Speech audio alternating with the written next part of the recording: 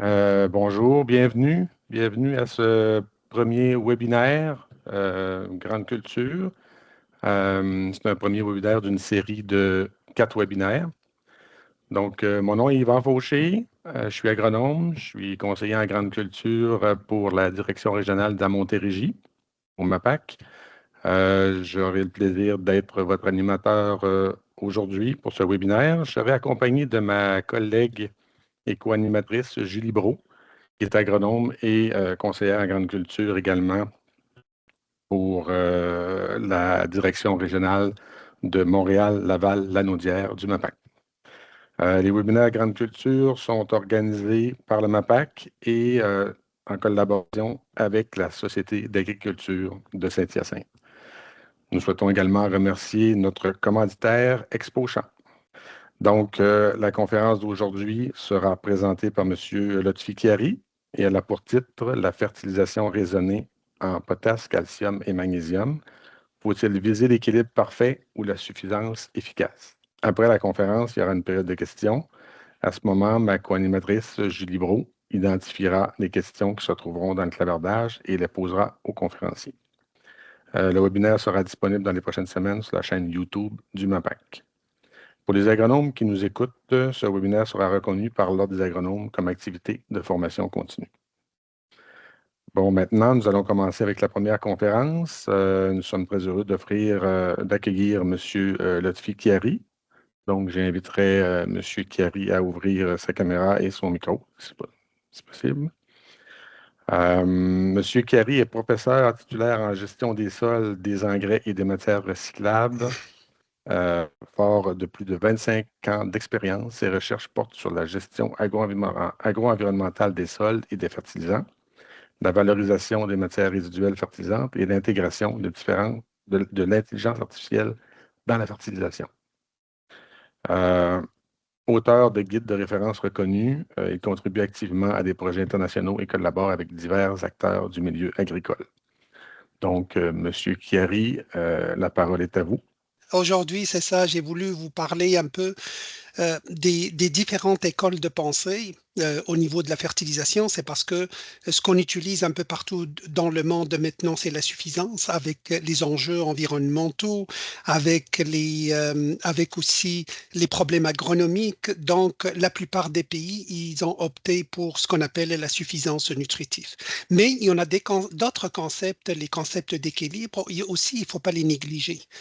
Donc, j'aimerais démêler tout ça et vous proposer donc une stratégie de tenir compte un peu de toutes les écoles de pensée et d'avoir vraiment un bon équilibre entre les différentes approches, l'approche de suffisance et l'approche des équilibres de saturation de la CEC.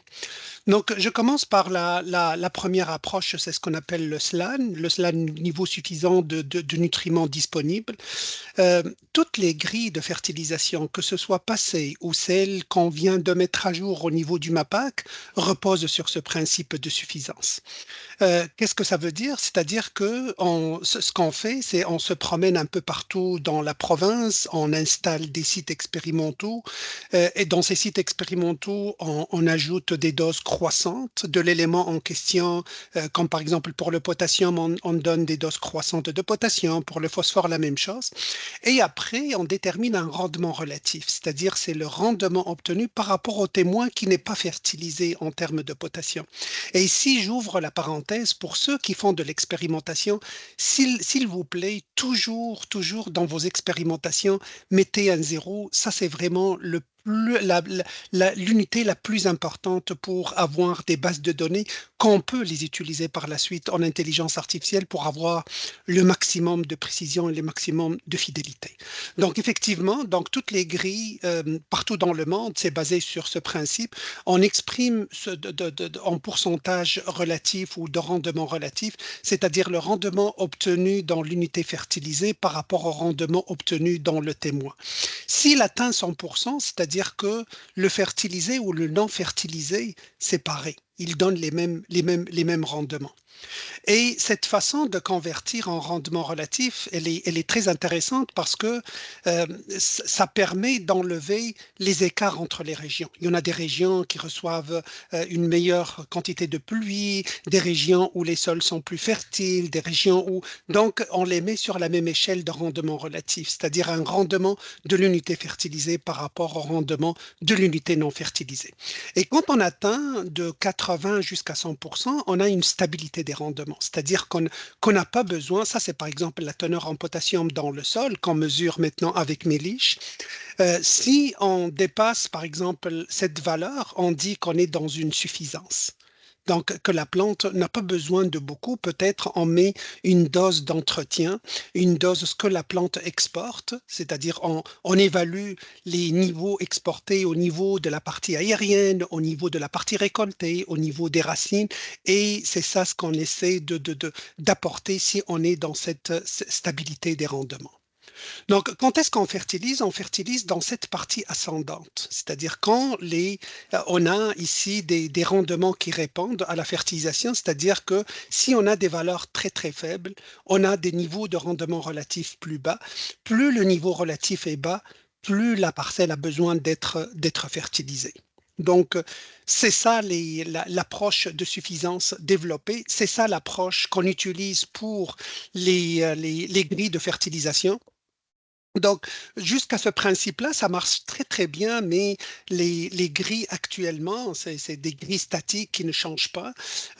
Ces grilles, le seul reproche, c'est pas cette phase, c'est parce qu'il y a plusieurs phases. Il y a à peu près 4 phases. Il y a ce qu'on appelle la corrélation, l'étalonnage. Ça, c'est l'étalonnage pour déterminer une valeur agronomique critique. C'est ce qu'on appelle la valeur critique ou le seuil agronomique critique. Et après, on fait une classification à partir de ce seuil. Donc, on met à peu près 2 classes en dessous de ce seuil, on met 5 classes au-dessus de ce seuil et on fait cette classification des classes de fertilité et ça tourne autour de ce seuil critique.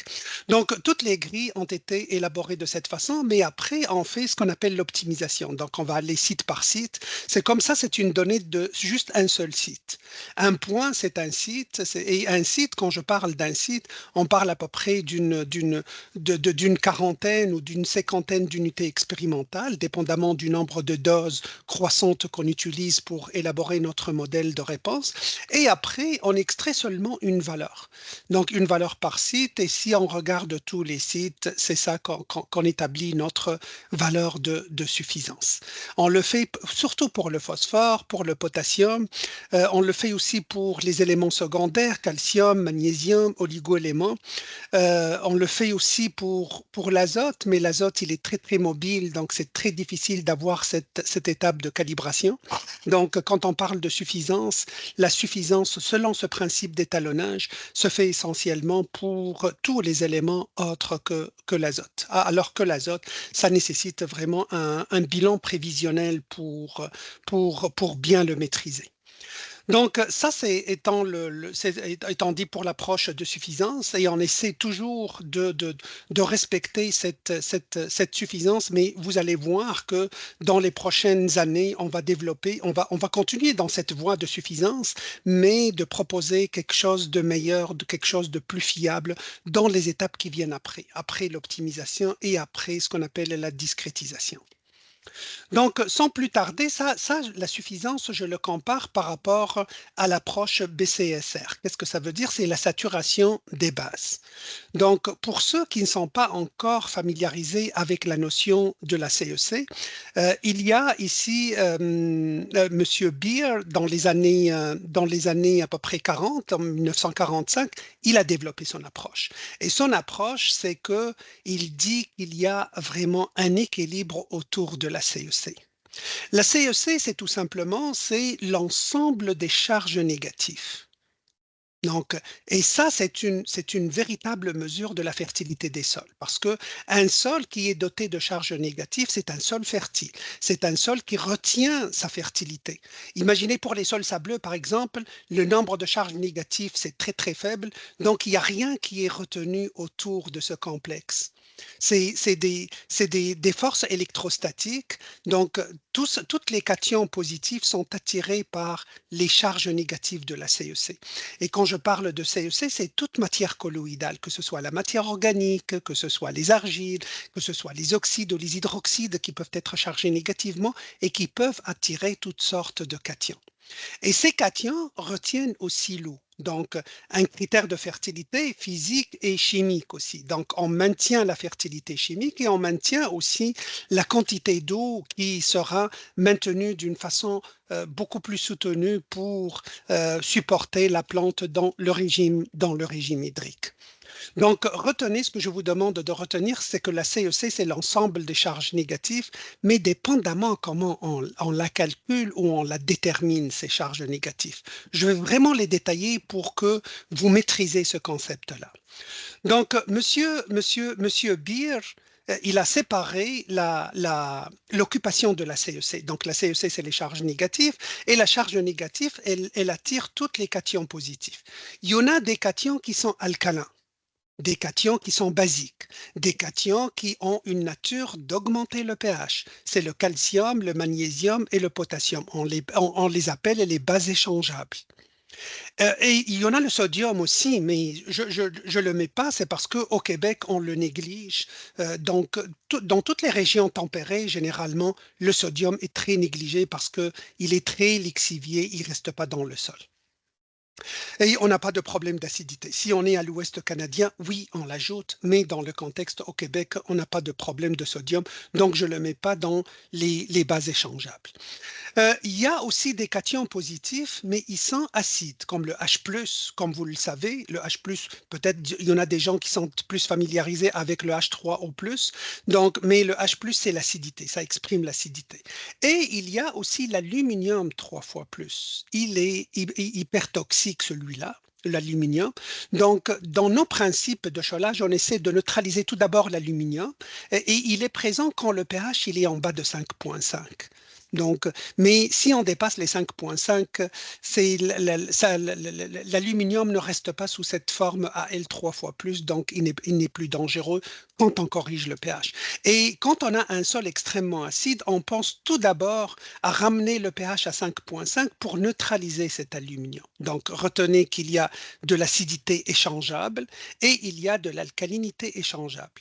Et Monsieur Beer, il a développé un concept de ce qu'on appelle un équilibre idéal pour les sols. Et dans cet équilibre idéal dans le sol, vous le voyez, donc tout tourne pour lui autour de la capacité d'échange cationique et des cations qui l'entourent. Donc, et un sol qui a une concentration idéale, ayant un pourcentage idéal, c'est le calcium, il le met à 65%.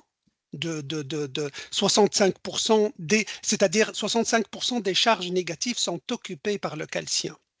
Et 10% par le magnésium, 5% pour le potassium, donc ça donne un 80%, et l'autre 20%, c'est par l'acidité. Mais généralement, on ne préfère pas que l'acidité soit exprimée en termes d'aluminium, on doit le neutraliser. Donc, le reste, c'est du H+, le 20% qui occupe la saturation. Ça, c'est son principe. Mais ce principe, il a été, ou ce concept de la saturation en base a été popularisé plus tard par l'Université de Missouri, par William Albrecht, celui-là. C'est lui qui a plus développé le concept et il a fait rayonner un peu partout. Mais tout ça, je parle un peu dans les années, parce que le concept a été développé en 1945, mais William Albrecht, il l'a fait diffuser dans les années à peu près 70. Donc, mais juste pour attirer votre attention, actuellement, qu'est-ce qu'on retient? On retient que partout dans le monde, on utilise le principe de suffisance. Donc, on ne raisonne pas par rapport à la saturation en base. La saturation en base est développée surtout au Brésil. dans le nord et le centre du Brésil, où on raisonne le cholage par rapport à la saturation en base. C'est-à-dire, on ne met pas un objectif d'atteindre un pH cible comme on le fait nous au Québec. Eux, ils vont raisonner par rapport à une saturation d'un minimum de 65% de base échangeable. C'est-à-dire, ils quantifient leur CEC, ils quantifient le nombre de charges négatives et ils vont dire que ça me prend un minimum de les occuper avec les bases échangeables de 65%. Et ça se maintient encore. Les Brésiliens utilisent cette approche d'équilibre, cette approche de base échangeable. Ce concept, j'ai mis en jaune, il pourrait être diffusé un peu partout là où il y a le tropique, c'est-à-dire les zones tropicales où on reçoit des quantités énormes de pluie, les conditions de température sont favorables pour plusieurs phénomènes de minéralisation, etc. Donc, il n'y a rien qui reste. Ce sont des oxysols, ce sont des sols qui sont très lessivés, ce sont des sols qui sont très pauvres. Et je comprends que le fait d'avoir une petite charge négative, donc il faut l'occuper avec les bonnes cations. Et pour eux, c'est un concept qui se tient, c'est un concept qu'il essaie de le généraliser.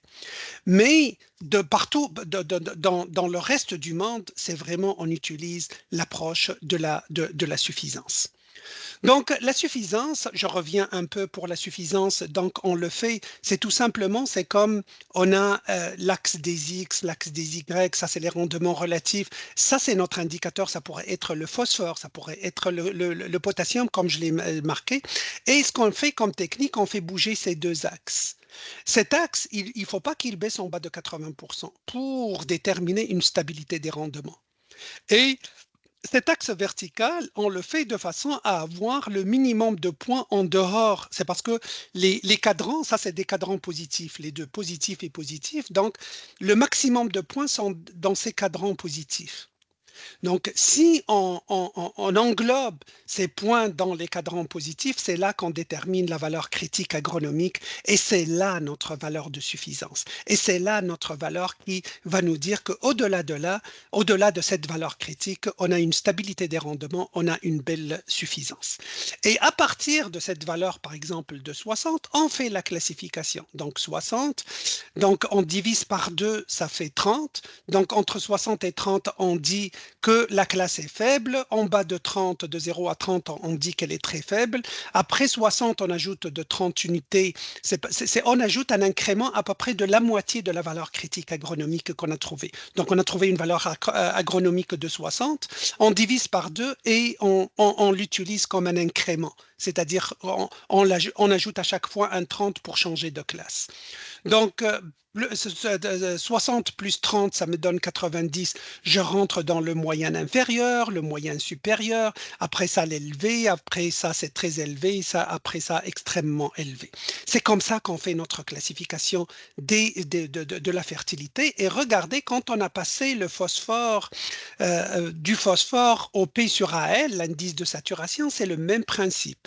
Donc, c'est les cadrans positifs, c'est celui-là, celui-là. On a quelques points qui dépassent les cadrans. On n'a pas le choix. C'est toujours, il y a des exceptions, mais la probabilité est faible des points qui soient exclus des cadrans positifs pour établir une valeur critique de la saturation.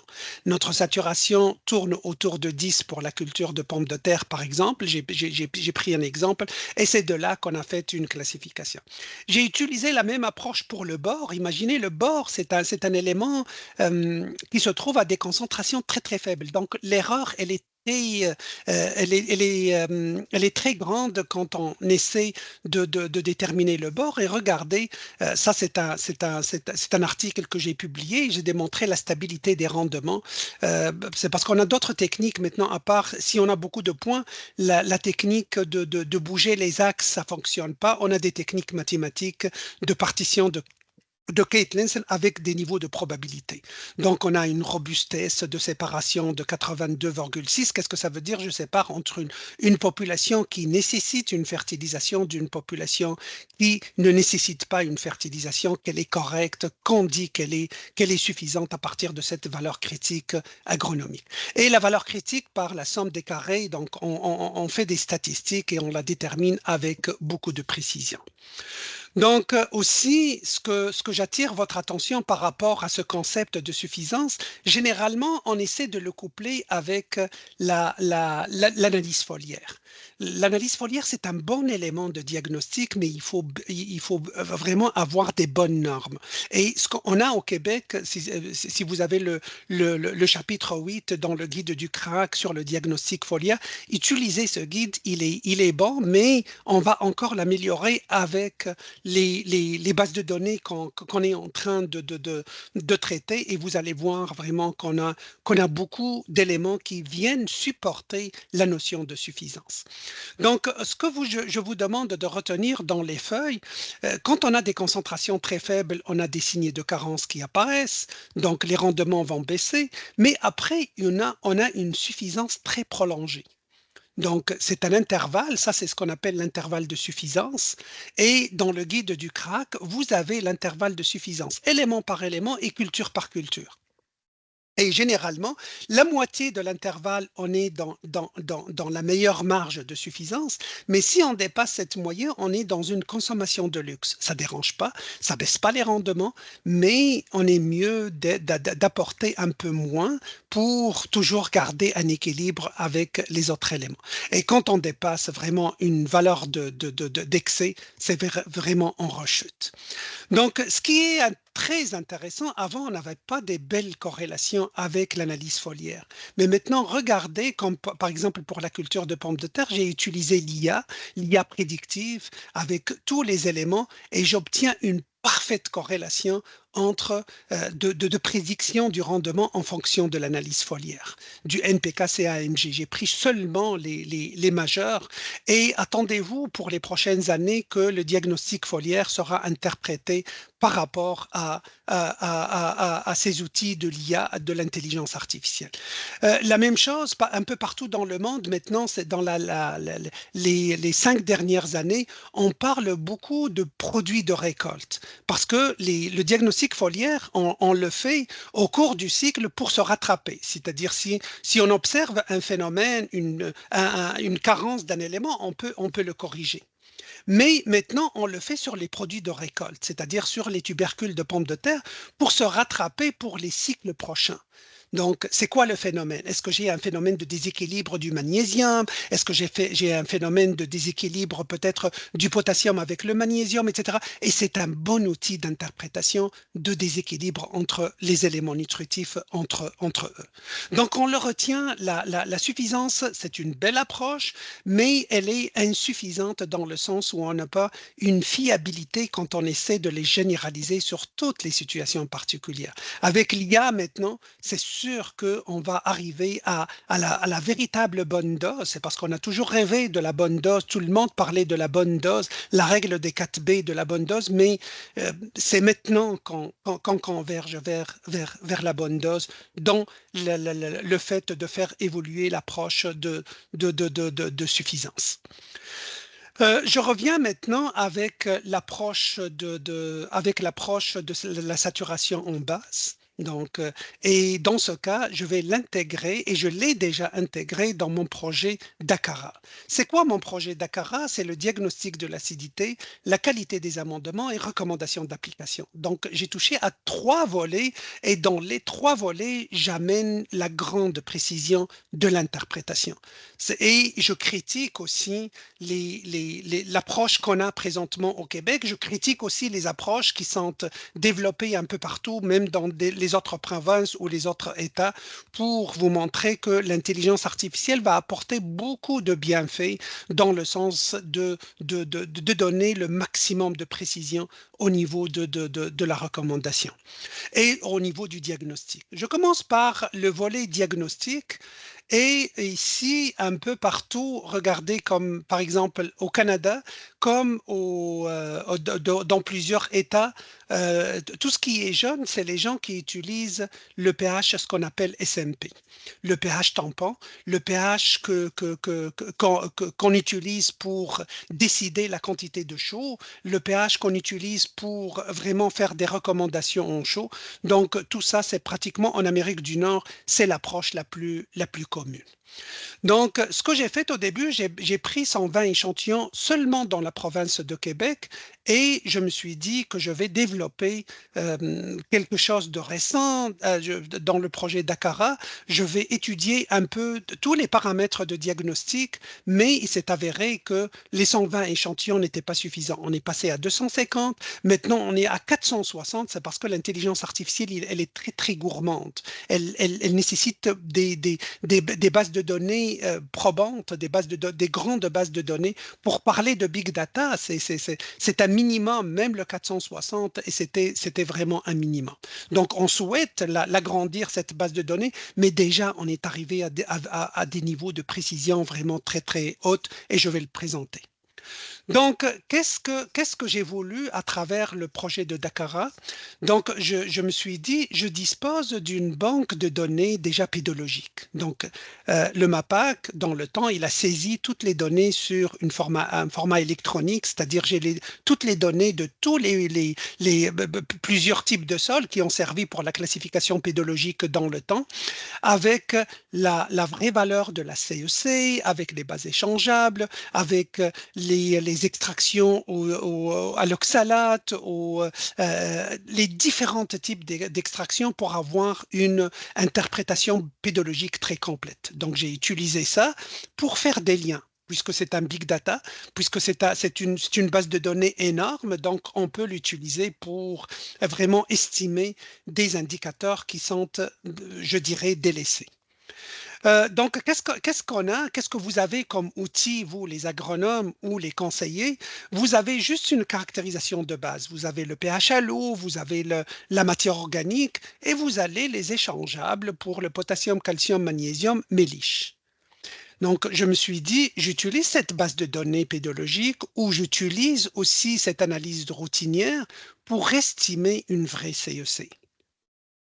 Parce que la CEC actuellement, elle n'est pas précise. Donc, on s'est dit, on peut utiliser une signature routinière pour estimer la CEC. On peut utiliser une signature pédologique pour estimer la CEC. Et maintenant aussi, on a l'analyse spectrale. Elle est riche, l'analyse spectrale, c'est-à-dire on scanne un sol et à toutes sortes de longueurs d'onde, il va sortir une réflectance. C'est-à-dire pour un sol, j'aurai comme 2500 données de réflectance pour un seul sol. Et cette signature, je peux aussi, par intelligence artificielle, l'utiliser pour estimer la CEC. Et quand je dis CEC, c'est tous les paramètres aussi de l'acidité et des bases échangeables. Donc, on peut estimer la CEC, l'acidité échangeable, la saturation en base, la saturation en acidité échangeable, la saturation en aluminium, etc. Donc, tous ces indicateurs, autrefois, dans les bases pédologiques, on l'utilise et on a beaucoup de précision et on a une belle interprétation, mais maintenant, cette taux est abandonnée parce qu'on reste seulement avec l'analyse routinière et elle est très insuffisante pour avoir une interprétation fiable. Donc, c'est ça. Donc, dans le projet Dakara, je suis parti avec ça, avec l'analyse spectrale, avec les données pédologiques, avec l'analyse routinière pour estimer les vrais indicateurs de saturation.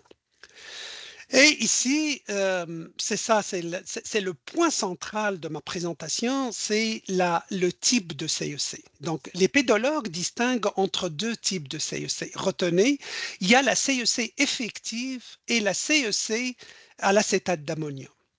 Qu'est-ce que ça veut dire? Donc, et pour distinguer entre les deux, la CEC effective, elle ne compte que les cations qui sont retenus sur le complexe colloïdal, sur les charges négatives. Donc, il y a combien de cations? Il y a le potassium, le calcium, le magnésium, le sodium, ça c'est les bases échangeables. Nous, on néglige le sodium, donc on ne va pas le compter. Et pour tout ce qui est acidité, l'aluminium échangeable et le H+.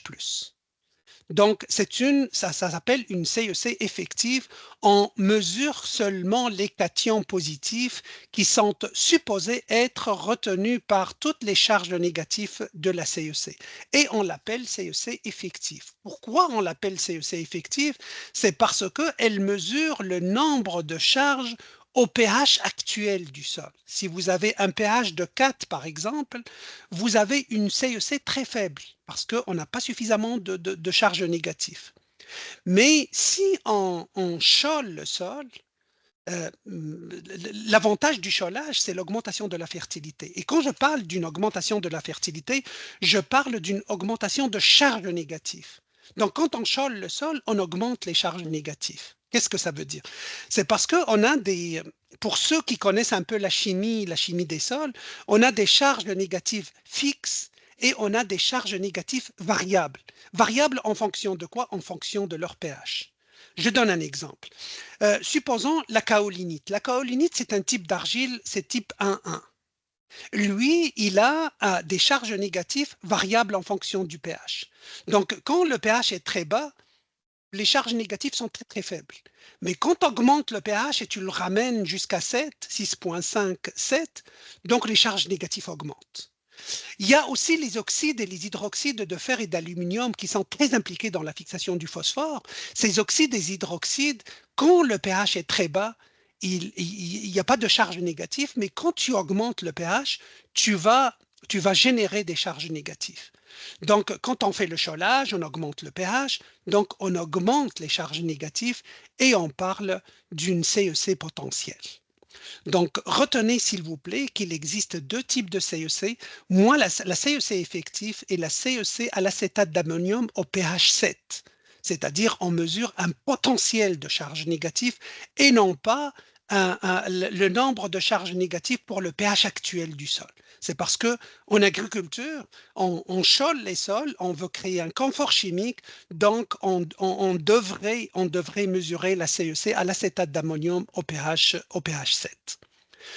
Donc, ce que je vous demande aussi de retenir, c'est que la CEC effective est utilisée par les forestiers et la CEC à l'acétate d'ammonium est utilisée par les agronomes. Donc, il y a deux utilisations, utilisation forestière et utilisation agricole.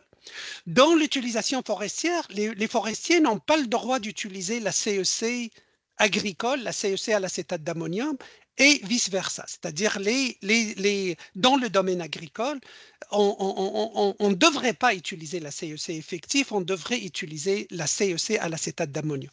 Il y a un grand écart aussi. Ça pourrait être du simple au triple, c'est-à-dire passer de cette CEC à cette CEC. Cette CEC, par exemple, elle donne 4 centimoles de charge positive par kilogramme. Donc, si on le fait, la CEC à l'acétate d'ammonium, ça peut monter à 12. Donc, ça peut tripler. Juste pour attirer votre attention que la mesure de la CEC est un concept très important à le maîtriser et pour utiliser la véritable CEC, il faut qu'on cible le domaine. Et heureusement, dans le cadre du projet Dakara, j'ai utilisé les deux. C'est parce que j'ai considéré aussi les sols forestiers. Dans les 460 échantillons, j'ai aussi considéré une soixantaine d'échantillons provenant des forêts et j'ai calculé aussi leur CEC. Mais comme j'ai fait la CEC effective pour les sols forestiers, je l'ai fait aussi pour les sols agricoles, juste pour vous montrer c'est quoi la différence entre les deux. Et après ça, j'ai pris l'équation du crack, ce que vous utilisez présentement, ce que les laboratoires estiment pour vous, qu'est-ce qu'une CEC. La CEC estimée du crack, c'est si je mesure la CEC mesurée à l'acétate d'ammonium, la vraie CEC pédologique, avec l'équation du crack, regardez les équations, la robustesse, elle est de 66. L'exactitude, qu'est-ce que ça veut dire exactitude? Parce que si j'ai la bonne valeur, en principe, la pente me donne 1 entre le réel et le mesuré. Ici, je suis à peu près inférieur à la moitié même. Donc, la CEC déterminée par le crack ne représente même pas la moitié en moyenne de la CEC, la vraie CEC mesurée pédologiquement. Aussi, si je regarde l'ordonnée à l'origine, la valeur la plus faible, ici j'en ai 8,8. C'est-à-dire mon modèle, il n'est pas très sensible. C'est-à-dire si j'ai des sols qui sont très sableux, qui ne présentent aucune charge négative, je vais arriver vraiment à des valeurs très très faibles de CEC de 0,5. Alors que mon modèle, Il ne peut partir que de 8,8. Donc, mon modèle, il n'est pas sensible. Et aussi, l'erreur de détermination de la CEC, elle est aux alentours de 8,9. C'est énorme aussi. Ça, c'est l'erreur moyenne. Donc, il n'y a rien de correct, ni la robustesse, ni l'exactitude, ni la sensibilité, ni la précision. Donc, ce sont 4 paramètres que j'ai suivis. C'est juste pour vous montrer qu'on devrait vraiment abandonner cette notion d'estimation de la CEC avec ce qu'on a présentement.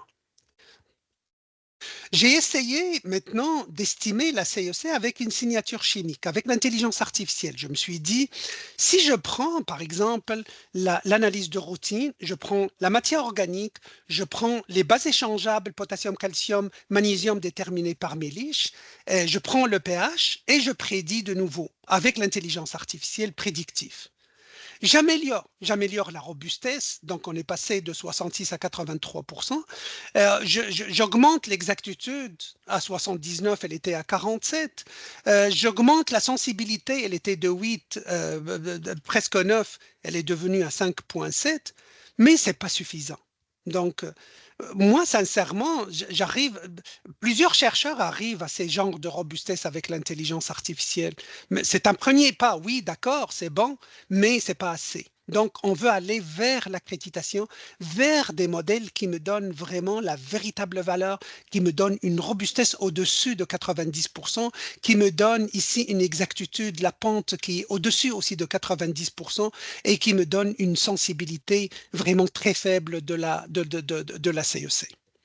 Donc, je suis passé aussi à la prédiction par la signature pédologique en utilisant la matière organique, en utilisant le pH à l'eau, les échangeables selon l'acétate d'ammonium.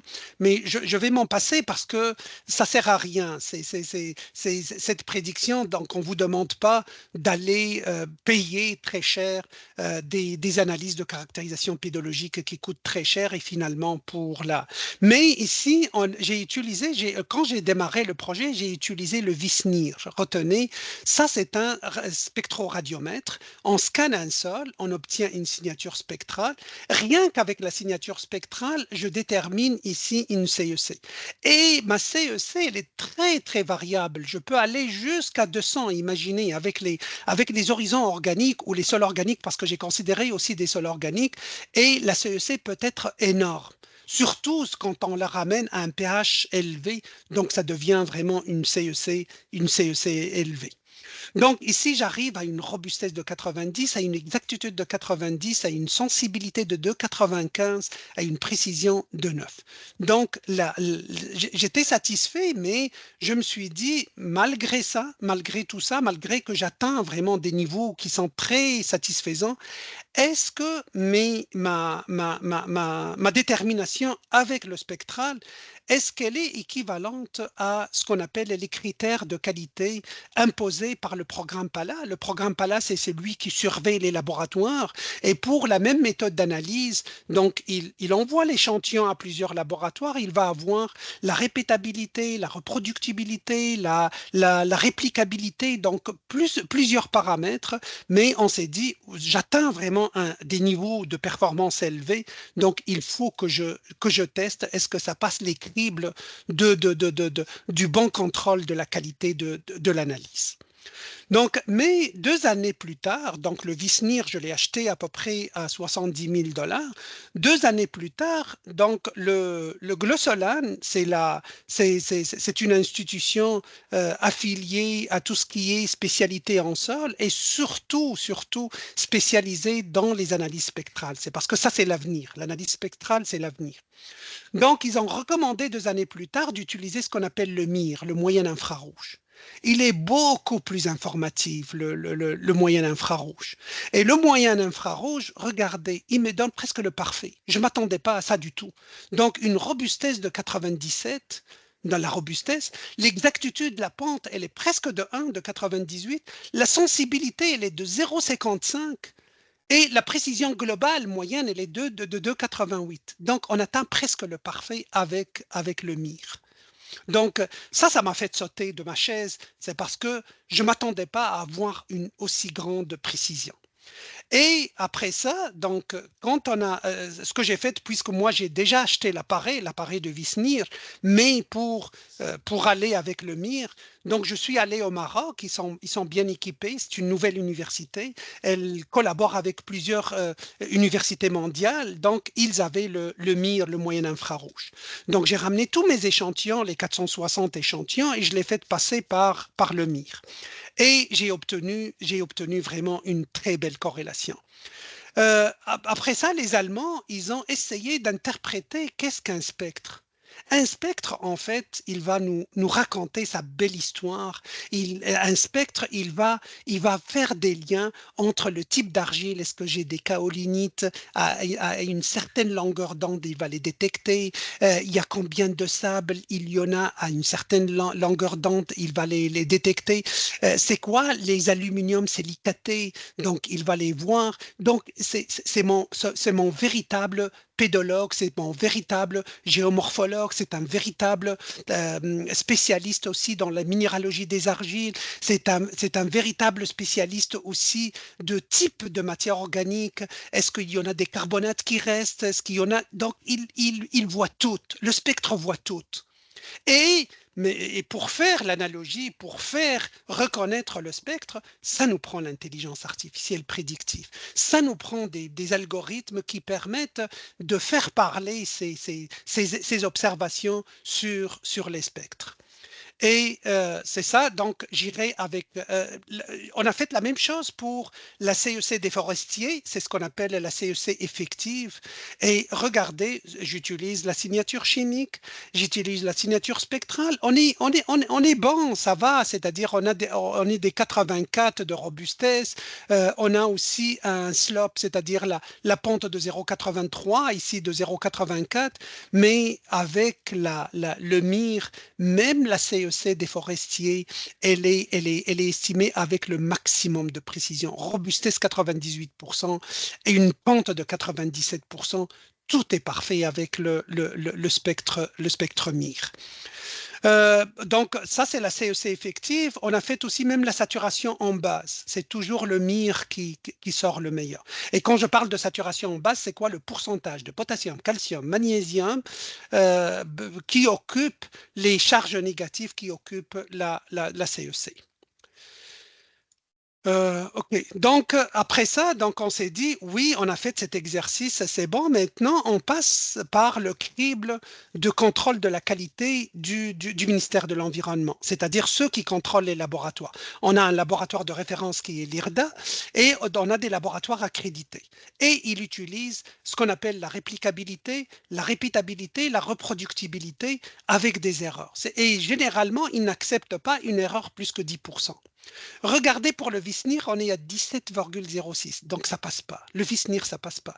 Pour la signature chimique édite par intelligence artificielle aussi, on est à une erreur de 20,92. Pour le MIR au Maroc que j'ai utilisé, on a une erreur de 3,72. Et tous les critères de répétabilité, reproductibilité, robustesse, contrôlabilité, tout est vraiment, ça sort à la perfection.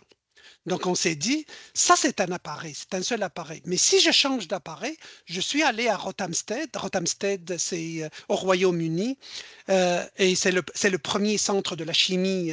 Les BIG étaient à Rothamsted, c'est vraiment le père de la chimie des sols. Et je suis allé utiliser un autre appareil, c'est le même MIR, mais à Rothamsted. Et ça m'a donné une erreur aussi de 0,14%. Donc, les seuls qui passent à travers le crible de l'accréditation, c'est vraiment le MIR, que ce soit le MIR au Rothamsted ou le MIR au Maroc.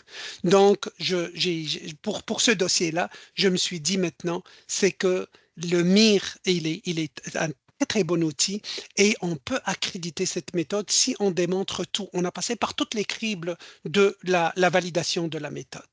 La même chose, donc pour si je compare la vraie méthode de la CEC effective avec les méthodes Maroc, méthode Rothamsted, ça donne des erreurs très faibles.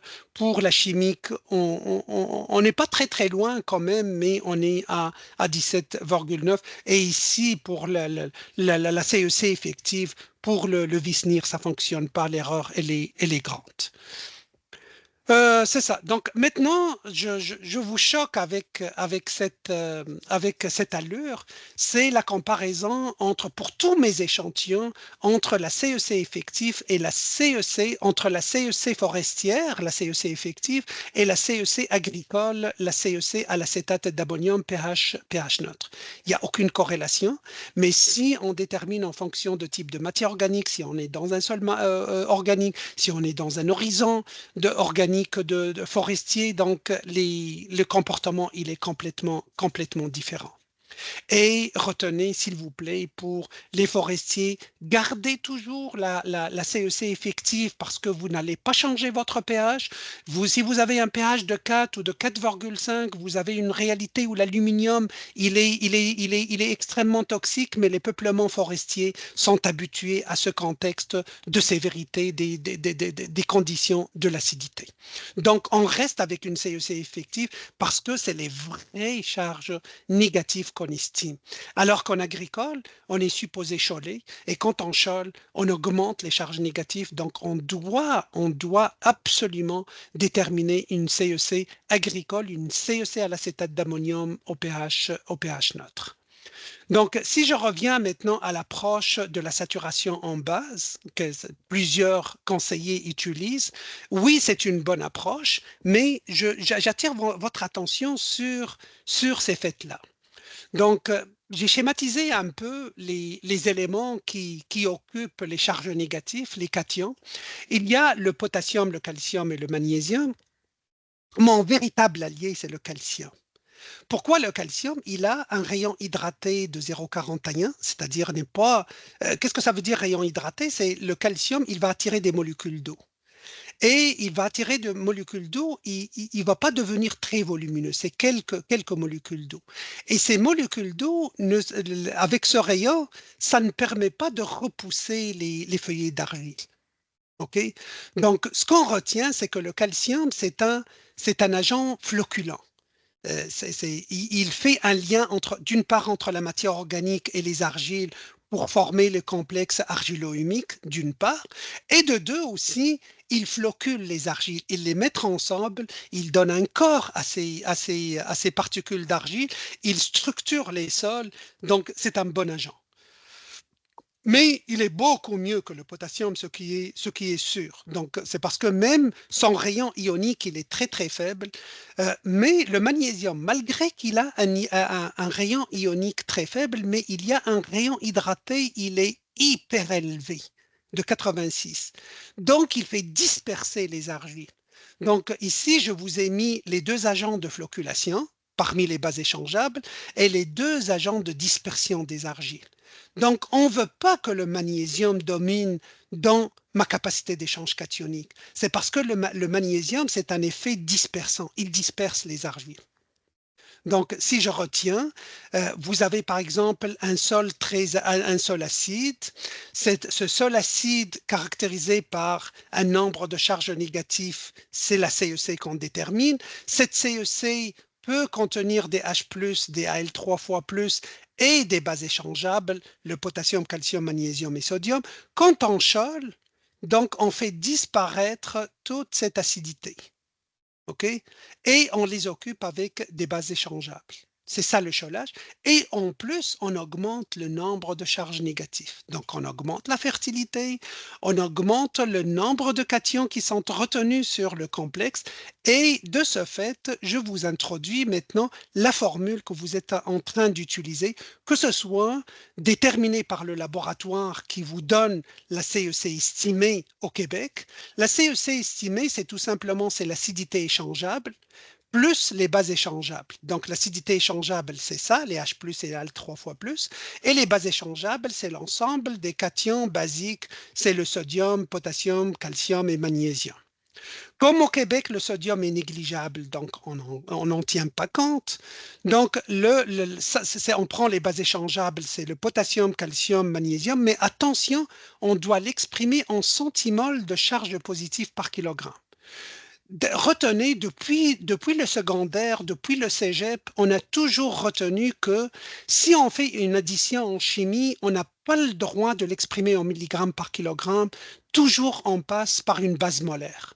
Du moment qu'on a une sommation, on devrait passer par une base molaire. Et c'est pour ça qu'on doit le convertir sur une base molaire. Et toutes les saturations, tous les pourcentages, c'est exprimé en centimoles et non pas en milligrammes par kilogramme. Donc, ça, c'est pour l'acidité échangeable. On la mesure aussi avec le pH SMP. Déjà, le pH SMP, il n'est pas stable. Il n'est pas un paramètre sur lequel on peut se fier pour avoir une précision. Donc, acidité échangeable déterminée avec le pH SMP.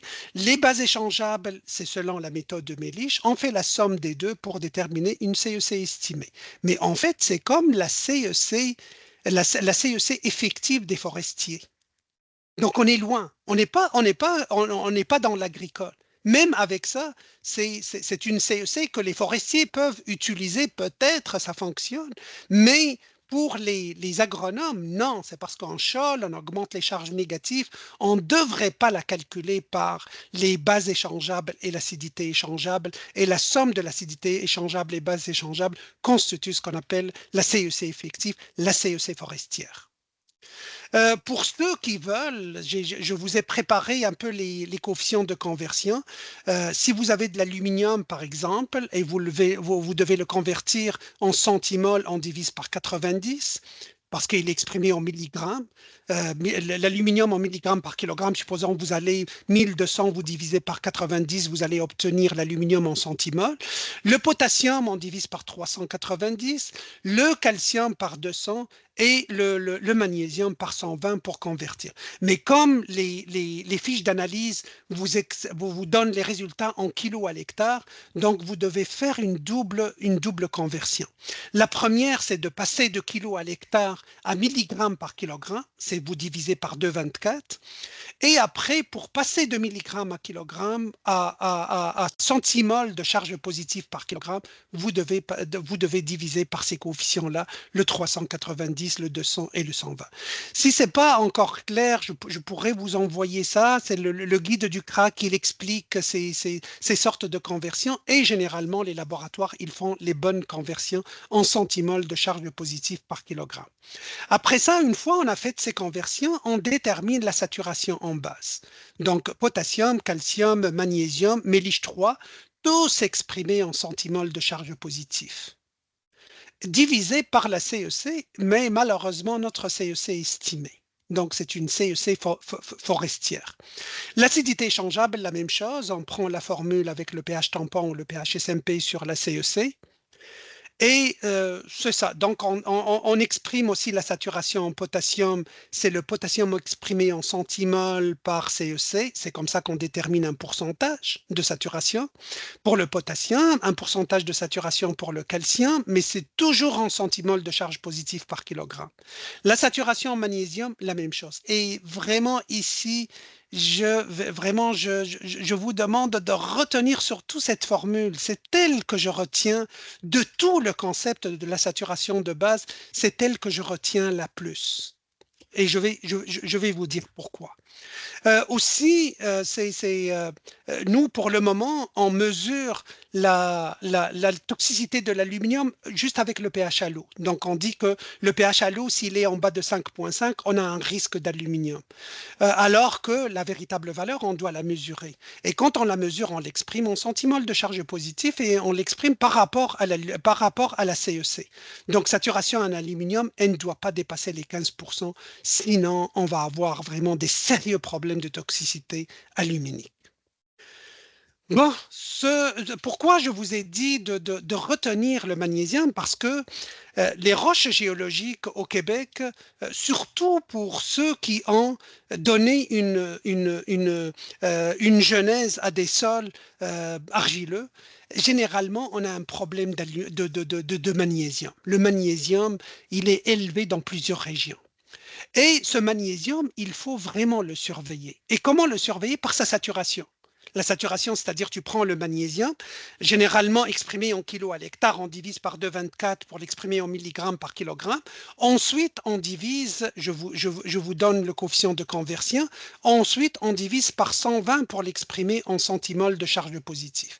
Et après, on divise par la CEC. Et si c'est donc partout, les interprétations un peu partout dans le monde entier, si c'est inférieur à 20%, idéalement, on le maintient à 10%. Donc, même Beer, dans sa composition idéale, il parle de 10% de magnésium. Mais on peut tolérer jusqu'à 20% pour la stabilité de la structure.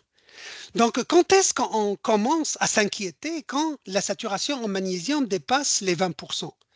De 20 à 25%, donc un suivi surtout du rapport calcium-magnésium, parce que ça, c'est un agent flocculant, le calcium. Le magnésium, c'est un agent dispersant. Si ça dépasse les 25, c'est vraiment, on doit agir. C'est une dispersion très probable. Et alors là, si ça dépasse les 35%, c'est un sol magnésien sévère. La correction, donc, elle est prioritaire quand ça dépasse les 35%. Et on a des situations.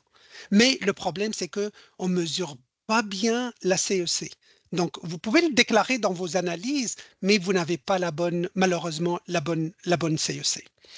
Donc, le magnésium échangeable aussi, on a un critère, c'est-à-dire quand est-ce qu'on commence à avoir une vigilance et un risque élevé, c'est quand ça dépasse les 4 centimoles de charge positive par kilogramme. Je vous donne plusieurs interprétations par rapport à la saturation en magnésium, par rapport à la concentration en centimoles, par rapport au ratio calcium sur magnésium, parce que ça, c'est un dispersant. Le magnésium, c'est un dispersant, le calcium, c'est un flocculant. Donc, quand est-ce que je commence à m'inquiéter? Quand le rapport calcium-magnésium est inférieur à 2. Donc, il faut que j'occupe mes charges négatives essentiellement par le calcium parce que c'est l'agent flocculant, c'est l'agent qui va me garantir une meilleure stabilité des agrégats. Alors là, s'il baisse ce rapport en bas de 1,5 calcium-magnésium, c'est vraiment la battance et la compaction, elle est très suspecte dans ce cas. Aussi, dans ce concept, je peux l'utiliser. Je peux l'utiliser, le concept de saturation en base, pas seulement, mais essentiellement pour le magnésium. Le magnésium, sa saturation, la vraie saturation en magnésium avec une bonne estimation de la CEC agricole et je peux continuer à utiliser le méliche parce que le méliche et le magnésium échangeable, c'est à peu près la même chose. Ça a été démontré à plusieurs reprises. Et aussi, je dois mesurer aussi le ratio magnésium sur potassium. Ça, c'est un principe physique de flocculation, mais ça, c'est un principe agronomique. C'est parce que un excès de potassium, généralement, il induit des carences. Et les premières carences qui apparaissent, c'est le magnésium. C'est presque automatique. Si on a un excès de potassium, il ne faut pas exagérer dans les apports de potassium. Rester avec les niveaux de suffisance, c'est parce que ça peut induire des carences en magnésium. Donc, si je retiens ici mes recommandations, la situation des valeurs critiques applicables sur la stabilité des agrégats et applicables sur la structure et les propriétés physiques. Donc, une structure stable, c'est un pourcentage de magnésium inférieur à 20% de la vraie CEC agricole. Un calcium sur magnésium, généralement supérieur à 3, je n'ai pas de problème ici. Si le magnésium il est de 20 à 25, c'est la zone de vigilance, avec calcium sur magnésium entre 2,3, entre 2 et 3.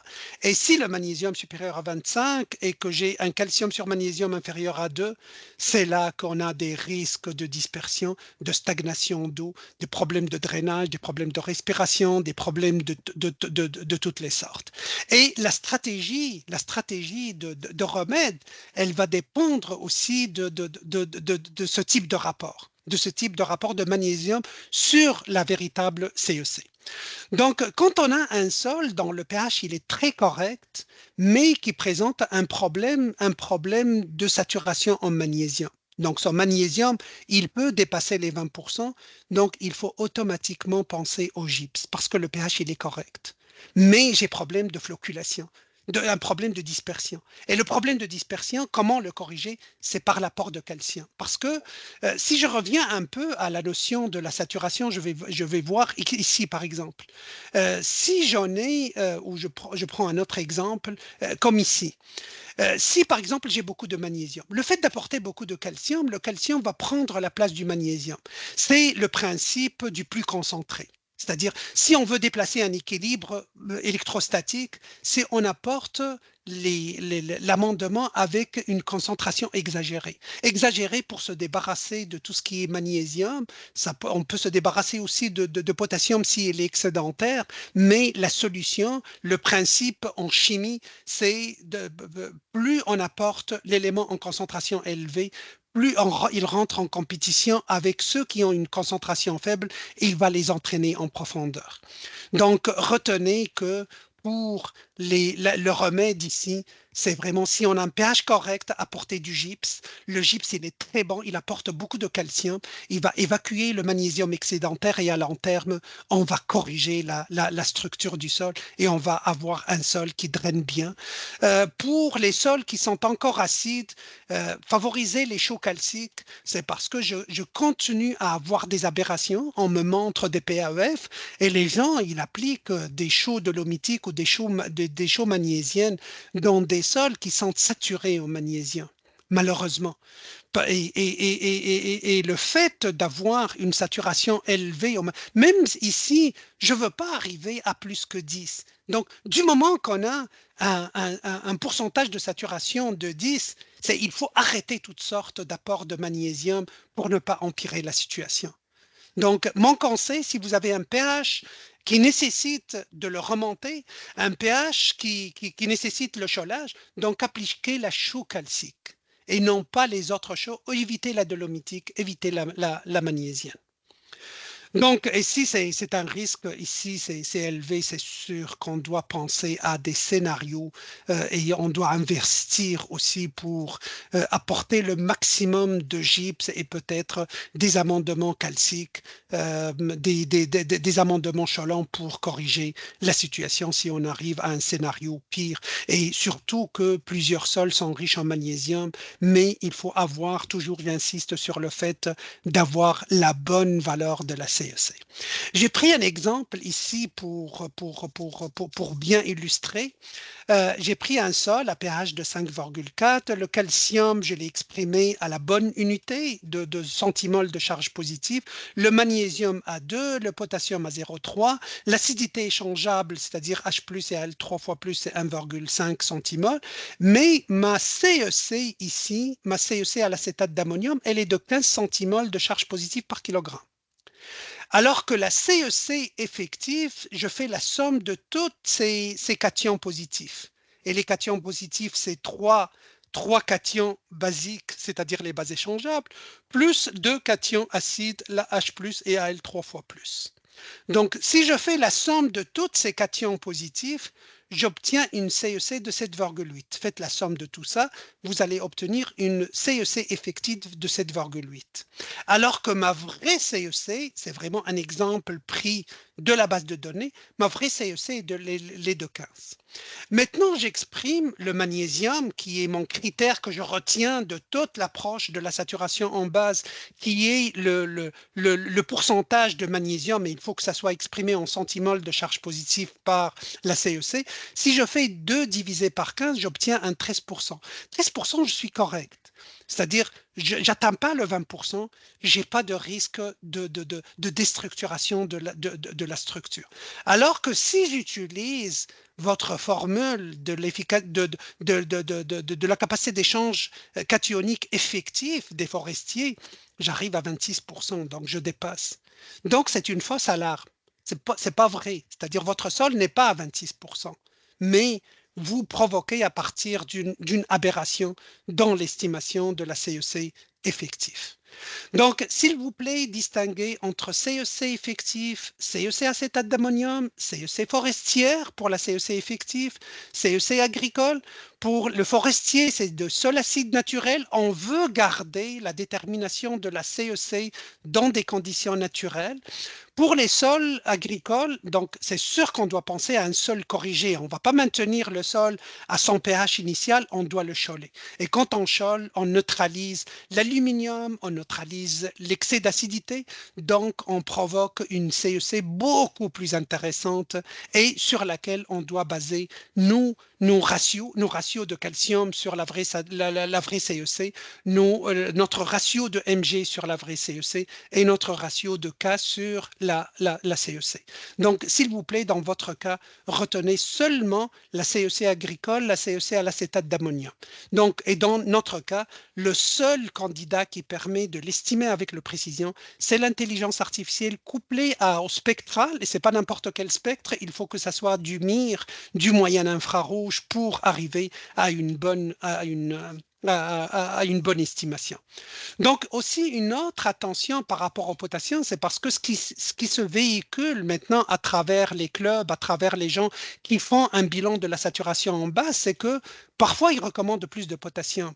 Ça, il y a un chercheur dans les années 90, il a fait la démonstration et quand les gens utilisent le principe de la saturation de base, il y a plus de ventes d'engrais potassiques. C'est pour maintenir cet équilibre et c'est une très mauvaise idée de faire intégrer le potassium dans la floculation ou dans la correction de la structure du sol. Donc, évitez de le mettre dans de mettre le potassium dans la mire dans la mire de la correction des propriétés physiques.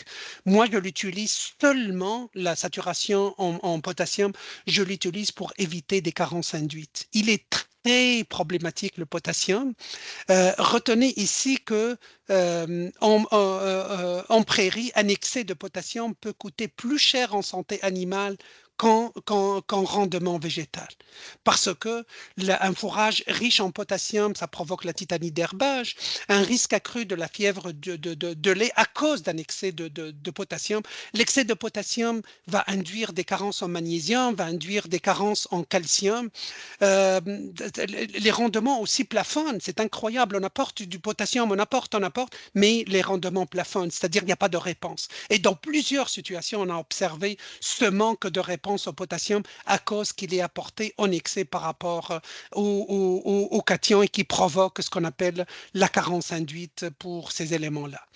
Il y a d'habitude, le lisier, il est riche en potassium, donc parfois on a tendance à exagérer dans les apports de potassium, donc on fait très attention. Donc idéalement, c'est de mesurer bien notre CEC, de déterminer un ratio aussi entre potassium, magnésium qui ne dépasse pas 10, ou saturation de K de 5 à 7 à ne pas dépasser.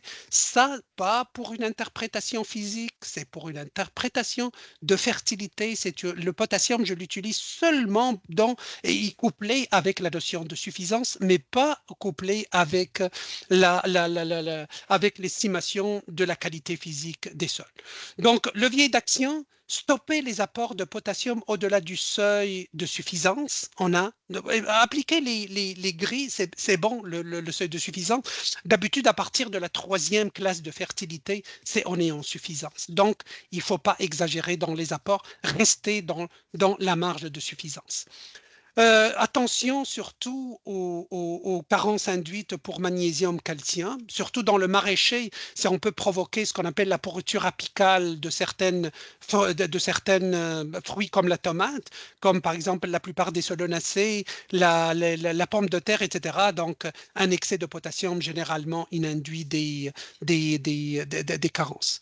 Donc, pour le potassium, j'ai ajouté cette diapositive, vous ne l'avez pas dans la version actuelle PDF, mais je peux peut envoyer une version plus... Donc, le potassium n'est jamais toxique, c'est-à-dire qu'on apporte des quantités astronomiques, ça ne va pas intoxiquer le plant, mais il devient agronomiquement nuisible lorsqu'il domine le complexe d'échange. Parce que c'est sûr que les problèmes d'interaction avec le magnésium et les calciums deviennent très présents et il va affecter non seulement les rendements, mais aussi la qualité de récolte. Donc, lorsque vous allez conserver vos produits de récolte dans le réfrigérateur, c'est là que vous allez observer des phénomènes causés par un manque de magnésium et un manque de calcium. Pour conclure, l'IA ne remplace pas la chimie des sols, je suis tout à fait d'accord, mais elle permet d'estimer la vraie CEC. Donc, adhérez-vous à ça. Ma plateforme, elle est prête.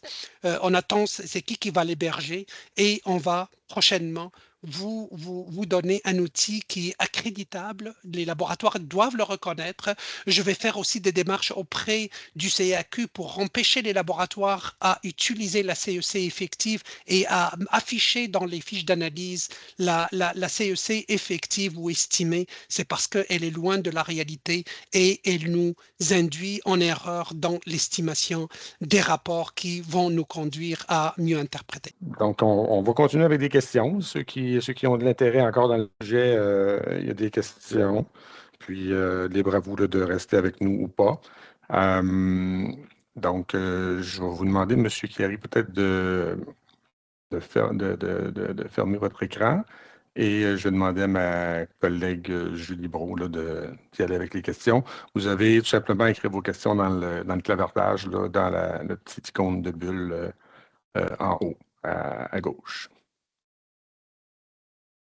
Donc, on a eu la première question a été quand même posée tôt, là, c'était au début de votre présentation. C'est est-ce qu'on parle de pH tampon ou de pH eau dans la CEC à l'acétate d'ammonium? Au pH tampon, au pH, c'est-à-dire dans l'estimation, j'ai pas bien saisi la question, mais je vais répondre. L'acétate d'ammonium, on prend un sol, on ajoute une solution d'acétate d'ammonium à pH 7, on essaie d'extraire toutes les bases échangeables et après ça, on ajoute une autre solution pour déterminer les charges négatives. Donc, généralement, c'est une méthode réelle de laboratoire. Ça coûte très cher de point de vue caractérisation. Ça coûte dans les 53 $ à peu près. C'est pour ça qu'on ne le fait pas. Mais dans l'estimation, vous, ce que vous estimez présentement, c'est pas avec le pH halo, c'est avec le pH SMP. Donc, avec le pH tampon. Mais c'est ça. En tout cas, je suis pas tout à fait d'accord que les gens continuent à utiliser cette CEC. Et j'ai oublié aussi de dire que, s'il vous plaît, prochainement, c'est-à-dire dans les années prochaines, on doit vraiment suivre les étapes de la validation. Comme cette formule de CEC effective, si elle a passé par des pédologues, des vrais pédologues, jamais elle n'aurait passé. Donc, moi, dans mon approche, je fais une validation scientifique tout d'abord. Je fais une validation scientifique par des journaux très bien cotés en pédologie comme Geoderma, comme Catena, comme ils sont très très bien cotés. C'est-à-dire, on parle d'une cote de 8. Comparé à Canadian Journal of Soil Science, c'est une cote de 0,7. C'est loin, vraiment. C'est parce qu'on on est évalué par vraiment des pairs. On est évalué par des compétences dans le domaine. Et cette formule, on l'a trouvée nulle part. Elle n'était pas publiée, donc elle se trouve seulement dans le guide du CRAG. Je ne sais pas c'est qui l'a imposée. Et c'est pour cette raison qu'on souffre maintenant avec cette formule.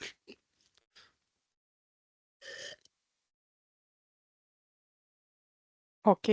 Deuxième question. Pour la CEC, les laboratoires utilisent quel calcul? Le calcul effectif ou acétate d'ammonium? Effectif. Les laboratoires, c'est la formule que j'ai montrée, c'est-à-dire il utilise 9 multiplié par 7,5 plus moins le pH tampon, plus les bases échangeables méliche. C'est une CEC estimée effective forestière. D'accord. Donc, la prochaine question. Est-ce que les cendres a le même effet sur la CEC versus la chaux? Oui, les cendres, ils ont un pouvoir neutralisant élevé. Donc, j'ai un autre volet qui s'appelle le QA. Mais on fait attention aussi, ça dépend. Si on est dans un sol sableux, il n'y a pas de problème. Les cendres, on peut les apporter, ils peuvent choler. L'équilibre, on n'a pas beaucoup d'inquiétude par rapport à l'équilibre entre les bases échangeables. Mais si on est dans un sol argileux, dépendamment, est-ce que ce sol argileux, il est saturé en magnésium? Parce que aussi les cendres peuvent contenir des quantités importantes de magnésium et de potassium.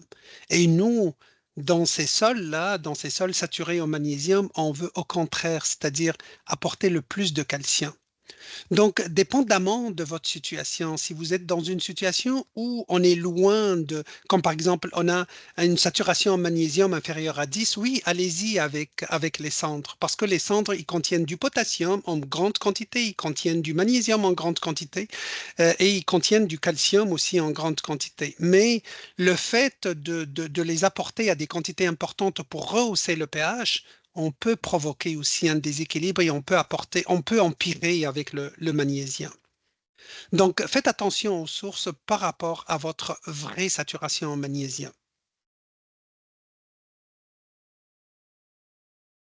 Parfait. À partir du moment que le pH du sol adéquat est atteint, comment fait-on pour augmenter le calcium dans le sol sans continuer à augmenter le pH par le chaulage avec la chaux calcique? Oui, c'est ça. Donc, non, on arrête. C'est-à-dire, si on est un pH adéquat, bon, à 6, d'habitude, nous, on met un pH ciblé de 6,5.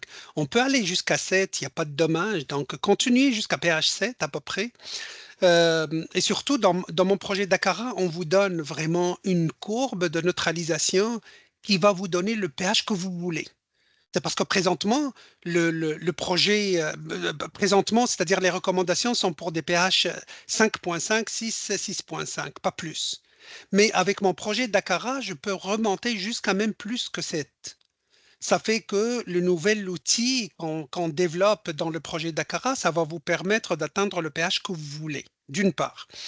Et de deux, si vous êtes à pH 7, c'est pas bien, c'est parce que vous allez bloquer beaucoup de l'égolément, vous allez avoir beaucoup de pertes de l'azote si on dépasse le 7 avec des processus de volatilisation, des processus de dénitrification, etc. Donc, c'est pas des conditions idéales on ne veut pas vraiment augmenter le pH plus que 7 à 7,2 pour certaines espèces. Et dans ce cas, je recommande vraiment le gypse. Moi, le gypse ou l'anhydrite, je les appelle dans mon projet Dakara, c'est les amendements nonchalants, c'est-à-dire des amendements calciques, mais qui n'augmentent pas le pH. Et le fait d'apporter de la chaux, c'est vraiment, c'est un produit de confort chimique extraordinaire, le gypse. Si vous êtes dans une situation de saturation en magnésium, apportez le gypse en quantité massive. Vous allez corriger la structure, vous allez permettre moins d'interaction avec les autres éléments et le produit miraculeux, ça serait le gypse ou l'anhydrite. L'anhydrite, c'est un résidu qui est très très propre, c'est un résidu de Rio Tinto. Il est très propre et on peut l'utiliser. C'est la même formule que le gypse, c'est du CaSO4. Je donne aussi une autre conférence dans le cadre de l'agriculture biologique ou pour les gens qui vont y participer. Je donne une conférence juste sur le gypse et ses bienfaits sur les rendements et les bienfaits maintenant de la fertilisation avec le soufre combiné avec les calciums, surtout dans ces genres de situations. Merci. Prochaine question. A-t-on des sources de gypse au Québec autres que les résidus de construction? Il y a le gypse naturel qui existe, bon, mais je ne sais pas, est-ce que ça coûte cher? il y a beaucoup d'industries des engrais phosphatés qui ont ce qu'on appelle le phosphogypse. C'est du gypse qui contient du phosphore. C'est ça, j'étais sollicité pour analyser ça. Malheureusement, il y a beaucoup de radioactivité. Donc, on peut faire venir à moindre coût. C'est parce que les fabricants des engrais phosphatés, ils peuvent se débarrasser. Ils ont des montagnes et des montagnes de phosphogypse. Donc, on peut l'avoir à moindre prix. Mais jusqu'à présent, on a des problèmes de radioactivité. Donc, je fais présentement des tests écotoxicologiques sur ces produits-là avant de se prononcer si on peut les faire venir ou pas. Ça prend tout d'abord des tests et après, quand on s'assure que tout fonctionne bien, et lequel, c'est parce qu'on a plusieurs sources. On a des sources du Brésil, de la Russie, on a des sources du Maroc, on a plusieurs fabricants d'engrais qui ont des problèmes de gestion de résidus, du waste dans la fabrication. Il y a Rio Tinto, dans la fabrication de l'aluminium, il génère un résidu qui s'appelle l'anhydrite. Et c'est mon partenaire aussi dans le projet Dakara. Il a financé pour que je teste l'anhydrite. L'anhydrite, c'est toute l'industrie qui permet un peu de neutraliser le soufre. C'est parce qu'il y a des gaz. Et maintenant, avec la réglementation environnementale, on essaie de purifier les filtres de soufre. Donc, on les capte avec du CaO. On obtient du CaSO4, qui est l'anhydrite. Et l'anhydrite pourrait être utilisé en agriculture. Donc, Rio Tinto, Jean-Pierre ont aussi des montagnes d'anhydrite. Bon, maintenant, prochaine question. Est-ce que les seuils critiques, là, ça c'était quand vous montriez votre tableau là, avec les seuils, la CEC, le pourcentage de saturation en magnésium et tout ça, est-ce que les seuils critiques de saturation varient en fonction de la texture du sol? Non, c'est de la CEC, de la bonne CEC. C'est sûr que la CEC dépend de la texture, mais ça nous prend une mesure de la vraie CEC. Donc, c'est sur un sol sableux, le groupe G3, c'est sûr, on a des CEC très, très faibles. L'argile, c'est des CEC beaucoup plus élevés. Et l'argile lourde, c'est encore plus élevé que ça. Et les sols qui contiennent beaucoup de matière organique, c'est des CEC qui peuvent aller jusqu'à 200, imaginez. Donc, c'est sûr que ça dépend de la texture, oui, mais ça nous prend la vraie valeur de la CEC. Et dans le projet Dakara, juste un scan avec le spectre, on peut avoir avec le maximum de robustesse, de précision, d'exactitude, de sensibilité, vraiment la vraie CEC. Et je vais convaincre dans mes prochaines étapes les laboratoires de s'équiper avec le MIR, avec le moyen infrarouge, pour pouvoir fournir dans les fiches d'analyse une vraie valeur de la CEC. Et de la CEC acétate d'ammonium et non pas la CEC agricole. Alors, je vais peut-être l'appeler CEC agricole. D'accord. Prochaine question. Est-ce que le soufre peut aider à baisser le magnésium dans le sol? Oh my God, c'est une excellente question. Bon, le soufre, c'est par l'ion accompagnateur qui baisse. C'est parce que lors de l'agriculture biologique, je vais présenter ça sur le sulfate de calcium, l'anhydrite. L'anhydrite, donc quand on l'apporte dans le sol, le CaSO4, le SO4, c'est une molécule anionique chargée 2 fois négatif. Elle va aider au magnésium d'être évacué. C'est ça ce que j'ai trouvé comme interprétation et je l'ai mis dans l'article dans Field Crops. Et ils ont même aimé cette interprétation que le fait d'apporter du sulfate de calcium, le calcium va occuper la place du magnésium sur le complexe colloïdal, sur les charges négatives de la CEC, et le magnésium qui est sorti de ces charges négatives sera facilité dans son entraînement en profondeur par le soufre. Le soufre, c'est vraiment, il migre très facilement en profondeur. Je vous vous donne aussi un ordre de grandeur de la solubilité. Si vous apportez du carbonate de calcium, la chaux ordinaire, et vous apportez le sulfate de calcium. Le sulfate de calcium, il est 250 fois plus soluble que le carbonate de calcium. Et j'ai parvenu, donc c'est ma présentation pour l'événement de l'agriculture biologique, je vais parler un peu de l'effet du sulfate de calcium, l'effet du sulfate de calcium dans le confort chimique dans les horizons de profondeur, parce qu'il migre très facilement, il peut même neutraliser l'aluminium, imaginez, l'aluminium toxique. Parfois, si vous analysez votre profil cultural, vous trouvez que l'horizon c'est correct, il y a une belle densité racinaire, mais en profondeur, la densité, il y a pratiquement pas de racines, c'est peut-être parce que l'aluminium échangeable, il est présent. Et dans ce cas, le seul remède, c'est parce qu'on ne peut pas aller plus profond que 30 cm avec l'application de la chaux, et la chaux ne migre pas facilement. Donc, le seul remède, c'est le sulfate de calcium pour aller neutraliser même l'aluminium en profondeur.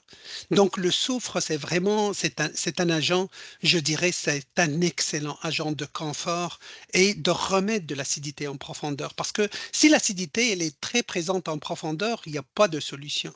La seule solution, c'est d'apporter du soufre combiné avec du calcium. Donc, prochaine question. Est-ce que l'excès de calcium dans la fertigation induit une carence en potassium pour les plants exigeants en potassium, comme la tomate, par exemple? C'est l'inverse. C'est l'inverse. C'est l'excès de potassium, il provoque ce qu'on appelle la pourriture apicale. Et la pourriture apicale, c'est un trouble physiologique. C'est parce que de point de vue compétition, le potassium, il est très imposant. Il va occuper tous les sites d'absorption et d'absorption. C'est-à-dire sur le complexe colloïdal, il est le premier à être intégré sur les charges négatives et aussi dans les racines. Si on le met en quantité excédentaire, la racine va absorber plus de potassium que de calcium et de magnésium. Donc, le potassium en excès va provoquer une carence induite par le calcium et le magnésium. Et le calcium, donc, il ne peut pas être absorbé par la plante et on trouve que la translocation, c'est-à-dire les produits de réserve qui sont supposés être véhiculés vers les produits de stockage, comme dans le cas de la tomate, c'est la partie apicale se trouve très carencée en calcium. Et c'est provoqué essentiellement par un excès ou par la salinité, qui n'est pas le cas dans notre situation, ou par un excès de potassium. Donc faites attention dans la fertirrigation d'apporter vraiment la bonne dose de potassium pour permettre à la plante d'assimiler aussi le calcium et le magnésium, parce que la relation entre potassium, calcium et magnésium, c'est très antagoniste. Le potassium, il influence négativement le calcium, il influence négativement le magnésium. Prochaine question. Donc, la question s'écrit comme suit. C'est pour synthétiser un cas pratique. Je fais quoi à partir des données d'une analyse de sol, sachant que les données de la CEC n'est pas précis, pour savoir si j'ai un problème de saturation en magnésium? Je calcule tout de même avec cette formule, même si la CEC calculée de l'analyse n'est pas précise, ou bien j'attends la suite quand les données de CEC acétate d'ammonium seront disponibles avec la plateforme. C'est les deux, c'est vraiment les deux. C'est parce que si on regarde, je vous ai présenté un tableau, je ne sais pas si je peux le reprendre, mais le magnésium, si tu as supérieur à 4, qu'est-ce que ça veut dire 4? C'est-à-dire tu prends ton analyse de magnésium, produite par le laboratoire. Tu divises par 2,24 pour la convertir en milligrammes par kilogramme. Après, tu divises par 120 pour la convertir en centimole de charge positive. Si elle dépasse les 4, c'est un problème. Et que vous êtes dans un sol argileux. C'est un grand problème. On préfère que ça soit vraiment inférieur à 2, à 2 centimoles de charge positive par kilogramme dans les sols argileux. Si ça dépasse les 2, de 2 jusqu'à 3,5, ça va. Mais si ça dépasse les 4, c'est un sérieux problème. C'est un grand problème de dispersion. Donc, au moins, aller avec ça, avec le magnésium échangeable, qu'est-ce qu'il représente de point de vue critère. Et en attendant aussi, c'est parce que cette concentration pour un sol qui est à 30% d'argile, ce n'est pas la même chose que le magnésium pour un sol dont la capacité d'échange cationique est beaucoup plus élevée que ça. Donc, c'est sûr que c'est mieux d'attendre, oui, pour avoir la véritable, parce que le meilleur critère, c'est la saturation en magnésium, mais au moins, on a maintenant un critère de magnésium dans les sols argileux. Si ça dépasse le 4, c'est sûr que c'est très problématique. Prochaine question. Est-ce que le calcul actuel de la CEC est valable quand le pH est adéquat ou même dans cette situation-là, vous considérez que ce n'est pas valable? Si on a un pH j'imagine que par pH adéquat, il veut dire pH 7, là, pH 7, oui. Si vous avez un pH 7, vous vous rapprochez un peu de la réalité, mais pas beaucoup.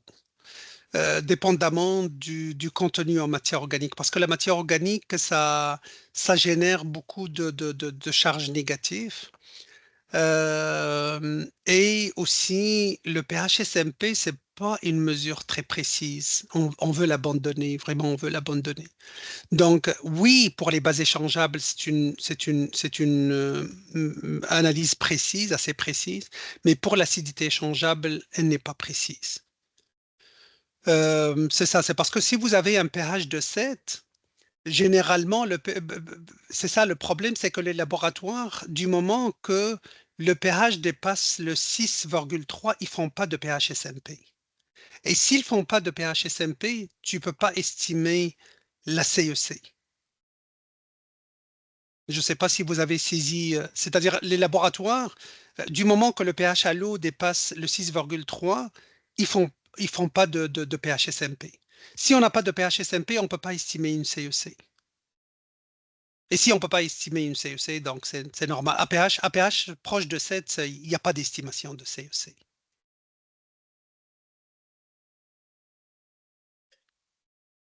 OK. Prochaine question. Que pensez-vous du produit Proca issu des résidus de poudre de ciment? Je peux revenir sur ma base de données, c'est parce que j'ai créé une librairie pour les amendements Cholant. C'est riche en calcium, oui. Ça pourrait être une solution pour les sols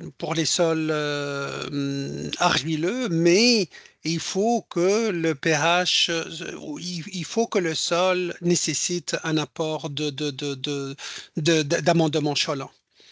Donc, si c'est le cas, c'est un bon produit parce qu'il ne contient pas beaucoup de magnésium. Donc, c'est un agent qui peut faire transiter, faire vraiment descendre le magnésium et avoir une meilleure flocculation. Ça pourrait être intéressant, mais à condition que le pH soit en dessous de pH ciblé. OK.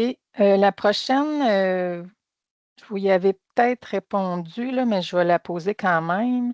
À court terme, tant que nous n'avons pas la CEC à l'acétate d'ammonium, le calcul de la saturation en magnésium est erroné. Est-ce exact? Là, vous y aviez répondu tantôt. Oui, mais c'est ça. Pour le moment, moi, je dirais interpréter juste par rapport au magnésium en termes de centimole de charge positive. Il ne faut pas dépasser les 3,54 dans un sol argileux. Et ensuite de ça, quelle serait la meilleure stratégie pour améliorer la teneur en cas d'un sol pauvre? Pour la luzerne, c'est souvent un enjeu pour la survie. Allez avec la suffisance. S'il vous plaît, potassium, jamais raisonner par rapport à la saturation basse, par rapport à la CEC. potassium, il faut raisonner seulement suffisance. Respecter les grilles du CRAC pour la suffisance. Si vous dépassez la troisième classe de fertilité, vous êtes avec des teneurs assez élevées, donc apportez ce que la plante en a besoin. Donc les recommandations d'habitude, surtout pour le potassium, c'est proche de la réalité. Mais jamais le potassium le raisonner par rapport à la saturation, par rapport au concept de saturation en base. Parfait. Prochaine question.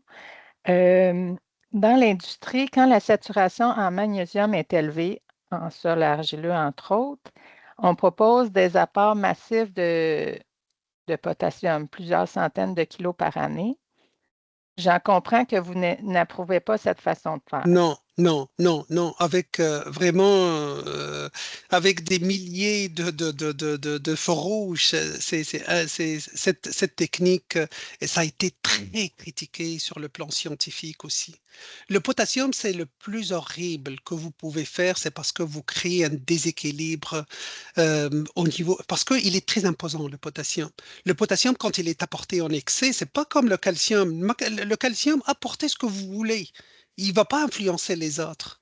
Mais le potassium, quand vous l'apportez au-dessus de ce que la plante en a besoin, il va influencer les autres. Il va influencer le calcium et le magnésium sûr et certain. Donc, s'il vous plaît, le potassium, jamais, jamais le mettre dans l'équation d'équilibrer la saturation en base avec un apport supplémentaire de potassium. Fiez-vous à l'approche de suffisance pour le potassium et jamais pour les saturations ou pour l'équilibre entre les bases. Vers quelle date peut-on s'attendre d'avoir accès à l'outil d'Aikara? Oui, c'est la question qui revient. Moi, je suis prêt. C'est-à-dire, mon modèle sont développés pour le diagnostic, pour la recommandation. La plateforme, elle est prête, mais on a un problème, c'est qui va l'héberger? Moi, je m'attendais, quand j'ai démarré mon projet, il y a 5 ans à peu près, je me suis dit, c'est sûr qu'avec le développement de l'IA, avec les big data, c'est sûr que le ministère et le CRAC, un des deux, va s'aligner pour recevoir et pour héberger ces genres de plateformes qu'on développe. Mais malheureusement, j'ai de la difficulté maintenant. J'ai eu des discussions avec le MAPAC. J'ai eu des discussions aussi avec le CRAC. Et les gens attendent. J'ai dit, écoutez, tout est prêt. Est-ce qu'on va attendre l'éternité? Je vais voir aussi avec les laboratoires qu'est-ce qu'ils pensent. Peut-être en attendant, est-ce que les laboratoires... Parce que moi, mon projet, il termine au mois de décembre. Donc, je ne peux pas maintenir la mise à jour de la plateforme parce que j'aurai plus des sous pour la maintenir. Donc, il faut qu'un organisme qui l'héberge. Donc, c'est ça. Je dois avoir, d'ailleurs, cet après-midi, je vais avoir une rencontre avec le CRAC pour discuter de ça. C'est parce que le besoin est urgent, le besoin est manifesté par tout le monde. Hier aussi, j'ai donné la conférence aux gens des clubs agro de Solio et c'était la même chose. Quand est-ce qu'on va avoir cet outil? L'outil, il est prêt, mais il faut l'héberger quelque part. Merci. Il me reste encore quelques questions. Ouais. Est-ce que le soufre élémentaire a le même effet que le gypse? Non, pas du tout. C'est ça, il faut distinguer c'est parce que même hier, j'ai assisté à une des conférencières, ils confondent entre le soufre et le sulfate. Donc, le gypse, c'est des sulfates. Le soufre élémentaire, c'est du S. Et le S, quand on l'apporte dans le sol, il va s'oxyder. Il passe par le monoxyde de soufre, le dioxyde de soufre, le trioxyde de soufre. Après, c'est l'acide sulfurique. Et par le Thiobacillus thiooxydans. Ça, c'est la bactérie omniprésente pratiquement. Et quand on apporte du soufre, on acidifie le sol. D'ailleurs, quand on apporte le soufre élémentaire, comme par exemple la patate douce, elle a besoin d'un sol acide. Donc, on apporte le soufre élémentaire pour acidifier le sol. Pour la culture de cannebergière aussi, ça nécessite, c'est une culture acidophile, donc on apporte le soufre pour acidifier aussi. Donc c'est sûr que dans un contexte de sol acide, on ne peut pas apporter le soufre pour encore acidifier les sols, alors que le sulfate, le SO4, c'est pas acide, c'est une base conjuguée. C'est déjà le soufre, il est transformé en SO4 et le SO4 n'est plus acide. Donc, faites attention, s'il vous plaît, entre sulfate et soufre. Le soufre acidifiant, les sulfates ne sont pas acidifiants. OK. L'anhydride de Rio Tinto a-t-il été testé dans les champs? Oui. Pour ce, Julie, je peux t'envoyer mon article publié dans Field Crops cette année. Ça a été testé pour 2 luzernières. Ça a répondu dans une, dans l'autre non. Et c'est des réponses, on ne s'attendait pas à ça du tout aussi. C'est des niveaux de rendement qui ont augmenté comme incroyable pour une luzernière dans un sol sableux qui présente des problèmes de manque de soufre, de manque aussi de calcium. Et on a apporté une seule fois sur une vieille luzernière et l'effet s'est maintenu 4 années de suite. 4 années de suite de meilleur rendement avec les parcelles traitées avec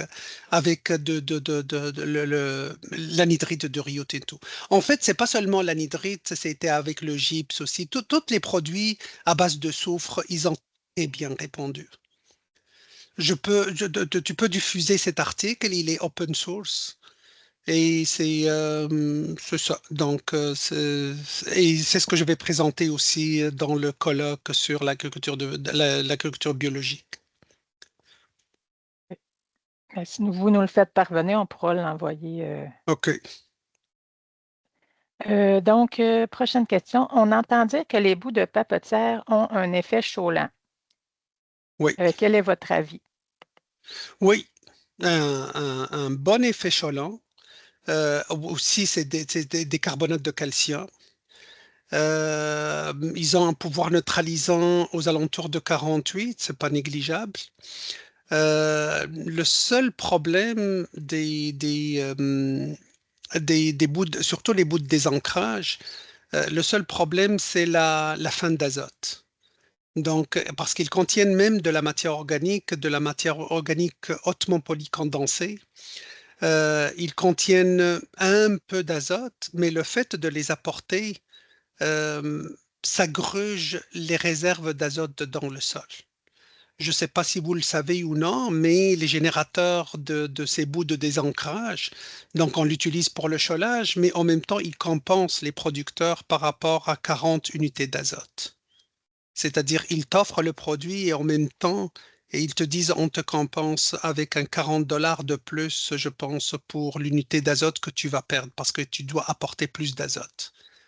Et vous le savez très bien que si on a son rapport C sur N, il est aux alentours de 200 à 250 à peu près. C'est énorme le rapport C sur N.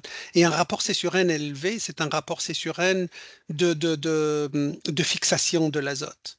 Donc, si on apporte ça, il faut prévoir une quantité supplémentaire d'azote pour combler les besoins de la fixation microbienne par un rapport C sur N trop élevé. Mais c'est un bon produit pour les sols argileux, oui. Okay. Pour le potassium, le concept de suffisance est à adopter. Donc, les grilles du CRAAC, est-il recommandé de s'y coller dans la saison de croissance de la plante ou l'envisager dans une stratégie globale, soit les apports fertilisants minéraux de la saison et les apports des engrais organiques appliqués en post-récolte? C'est sûr que les engrais de fer, ils contiennent du potassium, on les comptabilise, ils ont une valeur fertilisante importante.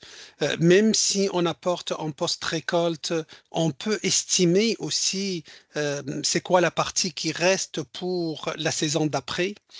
Et aussi, je suis très, très fier de notre système. Ça a été développé dans les années à peu près 80-90 par l'équipe de l'IRDA.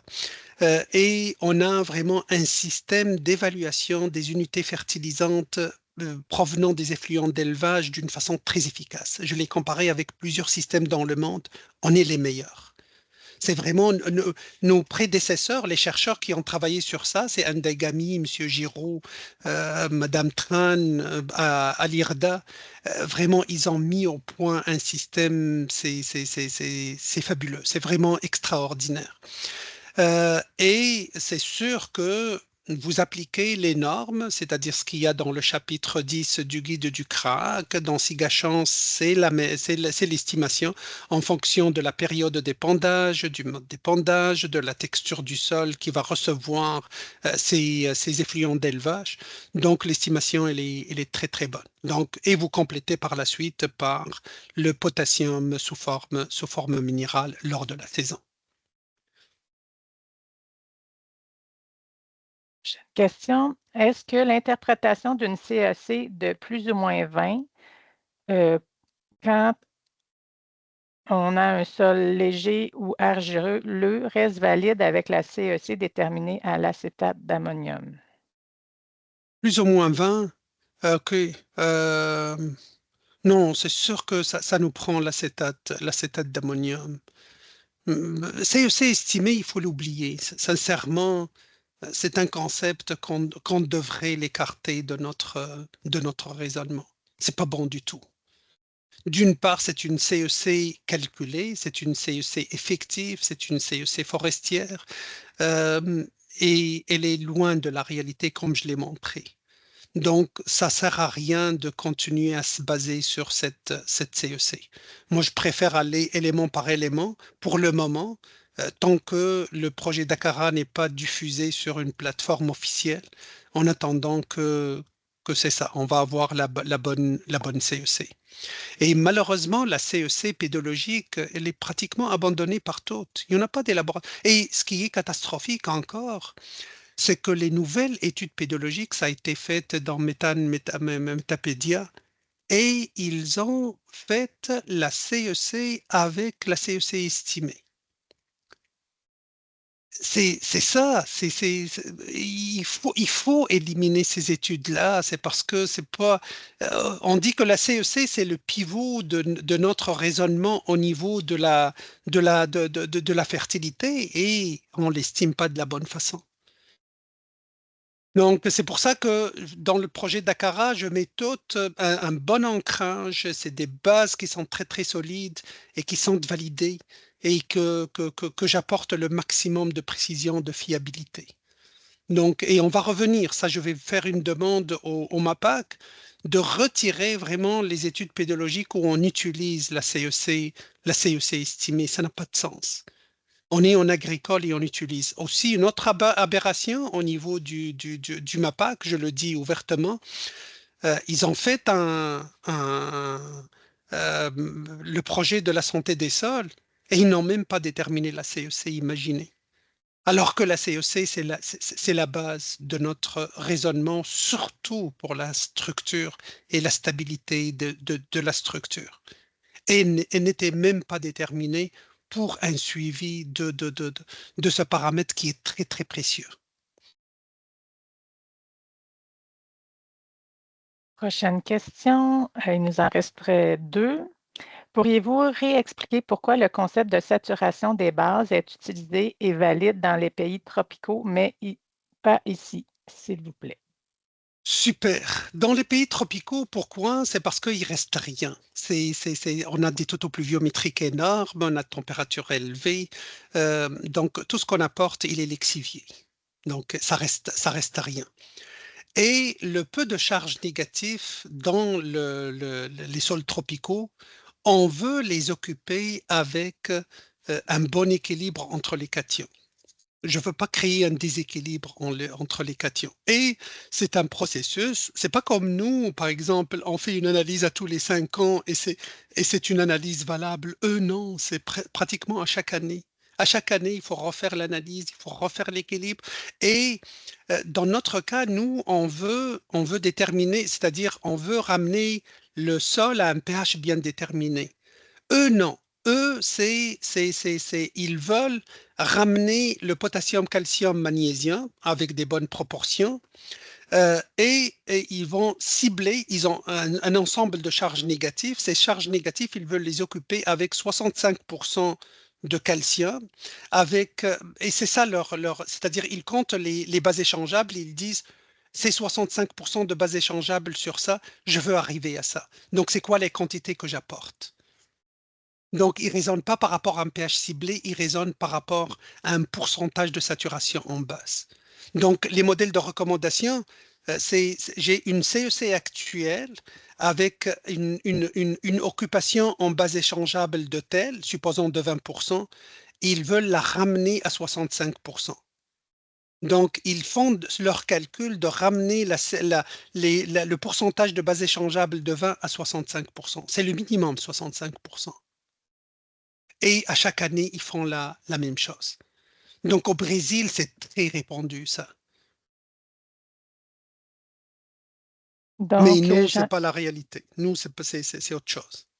j'ai encore 2 questions, puis même s'il s'en rajoute, ça va être tout parce que là, on va avoir déjà tout utilisé notre 2e heure. Donc, pour éviter tantôt, il y avait une question là, concernant les tomates, là.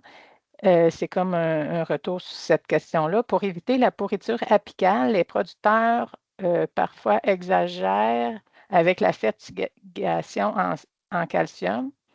Ils ont commencé à remarquer que ça retarde la maturation des tomates. Qu'en pensez-vous?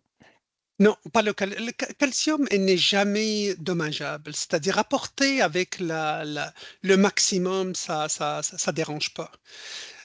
Donc, moi, je dirais, il y a plusieurs causes de la pourriture apicale. Il y a pratiquement 5 causes de la pourriture apicale. Soit que le calcium, il est manquant, c'est pas la situation on parle de carence vraie, alors que s'il apporte beaucoup de calcium dans la fertigation, donc c'est pas un problème. Et les cultures ne sont pas très exigeantes en calcium. Moi, je le vois, c'est plus la carence induite. C'est sûr que l'équilibre au niveau de la fertirrigation n'est pas bonne. Et c'est ça, c'est parce que dans les pays où on a un problème de salinité, c'est la salinité qui provoque moins d'assimilation du calcium. Dans les autres pays où il n'y a pas de problème de salinité, c'est vraiment le potassium. Moi, je suis sûr que dans cette situation, c'est l'excès de potassium empêche l'assimilation du calcium et ça provoque la pourriture apicale. Dans certaines situations, on apporte du nitrate de calcium en feuillage, c'est parce qu'on sait que la plante a de la misère à assimiler le calcium à cause d'un excès de sel ou à cause d'un excès de potassium. Mais dans notre cas ici, dans le contexte du Québec, j'imagine que la fertirrigation n'est pas bien raisonnée par rapport au potassium et qu'il y a un excès. Et dernière question. Pour un champ qui n'a pas été chaulé pendant 20 ans et que le pH reste encore à 6,9, il n'y a que le GIP pour augmenter le calcium. Est-ce exact? Oui, c'est exact. Bon, une vingtaine d'années, c'est parce qu'en principe, si on analyse l'horizon de surface, les 10 premiers centimètres, ça va être un peu moins que 6,9. En tout cas, c'est la réalité en Abitibi ou dans plusieurs autres contextes. C'est parce qu'on a un substrat calcaire et le fait de fertiliser à chaque année avec les engrais azotés, ça acidifie, la pluie acide, ça acidifie. Donc, on s'attendait à ce que les premiers centimètres soient plus acides que ça. Mais puisque nous, on prend un échantillon sur une profondeur, généralement la profondeur de la bourre, donc on peut ne pas remarquer qu'il y a vraiment une baisse de pH. Et dans ce cas, si le magnésium, il est très présent, si le magnésium sature les charges négatives de la vraie CEC agricole, donc le seul remède, c'est le gypse ou le sulfate de calcium. Le seul remède. Donc, comme ça, on va évacuer le magnésium excédentaire, on apporte plus de calcium, c'est du calcium neutre. Le sulfate de calcium, c'est du carbonate de calcium nonchalant, ça n'augmente pas le pH, mais ça sature plus en calcium et ça floccule plus les argiles, donc ça donne une meilleure structure et une bonne respiration au niveau du sol. Donc, on crée un confort. Moi, je l'appelle le gypse ou l'anhydrite, je l'appelle mon agent de confort chimique. Si je veux apporter du confort chimique dans le sol, surtout dans le contexte du Québec où on a plusieurs sols qui présentent un problème de saturation en magnésium, c'est vraiment cette solution. C'est parce qu'il est très soluble, il migre facilement en profondeur, il entraîne facilement en profondeur les cations comme le magnésium et il rétablit vraiment un meilleur équilibre. Merci, merci beaucoup, M. Chiari. Je pense qu'on a bien fait le tour de la question. En tout cas, il y avait beaucoup de questions, puis on a réussi à répondre à la majeure partie d'entre elles. Je remercie aussi Julie pour ta participation, là, pour les questions. Donc, ça met fin à notre premier webinaire. On a été aux alentours de 163 là, dans le pic de participation à être présent. J'espère que vous avez apprécié. On remercie aussi le comité organisateur. On remercie nos partenaires, la Société d'agriculture de Saint-Hyacinthe et notre commanditaire Expo Champs.